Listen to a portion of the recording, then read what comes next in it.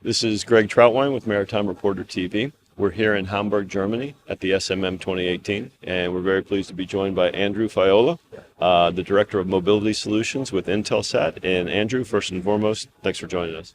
No, thanks for having me. Happy to be here. It's been an incredibly busy show, in fact.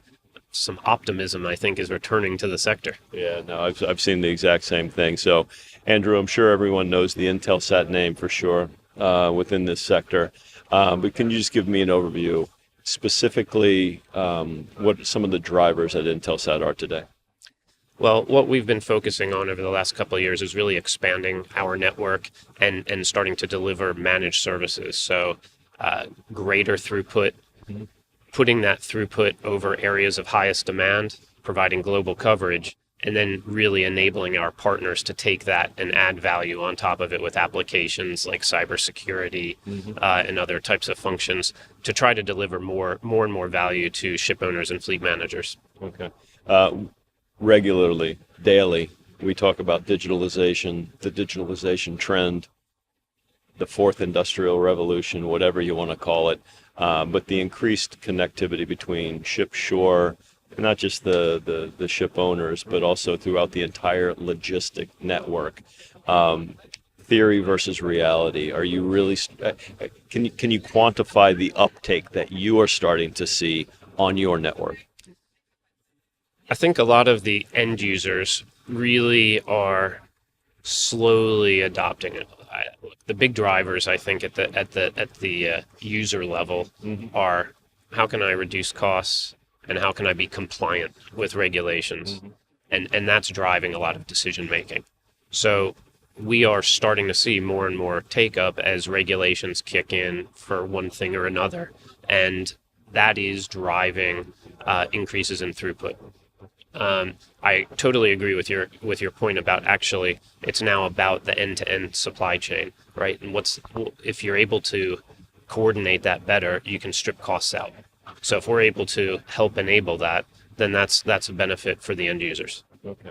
When we started talking, you mentioned partnerships. Of course, partnerships are critical to what you do because that's going to be touching the customer or touching the end customer. Can you point to a specific few partnerships, recent, ongoing, however you want to couch it, illustrate how you see the evolution of connectivity on vessels at sea? I think there's a couple of good examples there, and we're really seeing, I'd say, an acceleration of take-up because of the types of innovations that folks like KVH, for example, are delivering with their agile plans. Right, very innovative way to purchase service, connectivity as a service, and we're seeing that resonate. Their latest results are showing that. You know, you've got a partner like Marlink who is just going from strength to strength across a number of sectors in maritime, and they're delivering things like digitalization types of things where delivering cloud synchronization, cybersecurity, getting more into that, let's say, industrial Internet of Things and IT support for shipping companies who, well, let's face it, at the end of the day, a shipping company doesn't want to be an IT company. Shipping companies should focus on shipping. They should identify the right partners to handle the IT. Well, cybersecurity, obviously, with some of the very high-profile breaches of late, is very topical among ship owners and very topical amongst the world, amongst everybody. What is Intelsat's role in helping to ensure the pipeline that it provides is as safe as possible?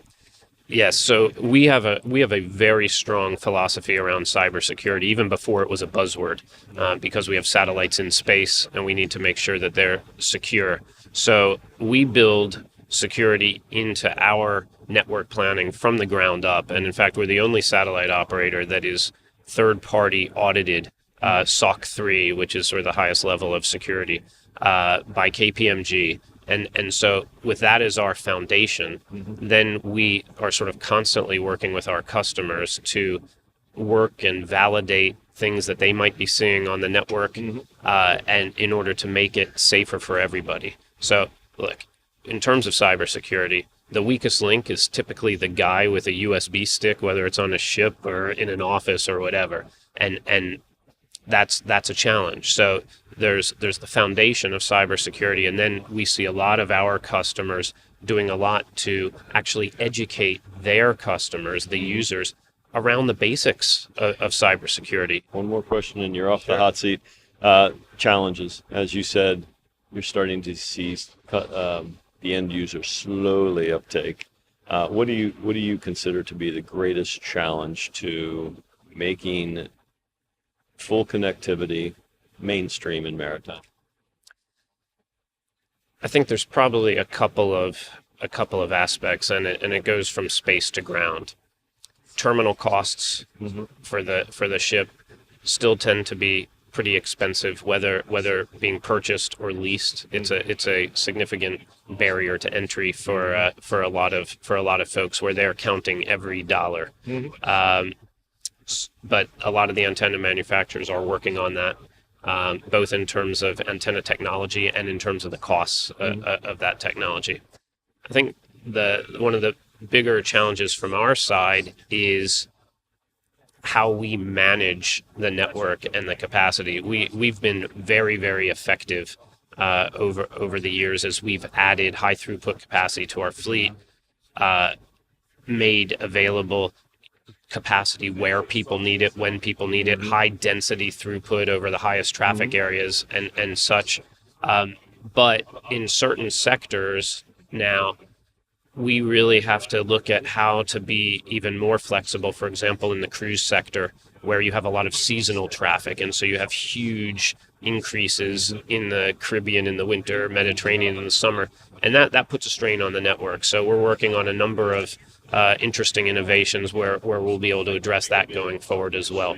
I think that the sort of next wave is, of course, Intelsat operating geostationary satellites today, how we integrate with non-geostationary satellites. So, for example, LEO systems like OneWeb, low Earth orbit systems, and really being able to deliver an interoperable type of network from soup to nuts, really terrestrial, you mentioned it earlier, terrestrial LTE-based solutions, all the way up to geostationary. And how do you make that a seamless type of solution for the customer?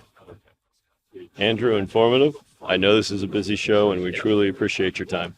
No, happy to be here, happy to help out, and heck of a show. So we'll carry on. All right. Thank you very much. This is Greg Troutwine with Maritime Reporter TV.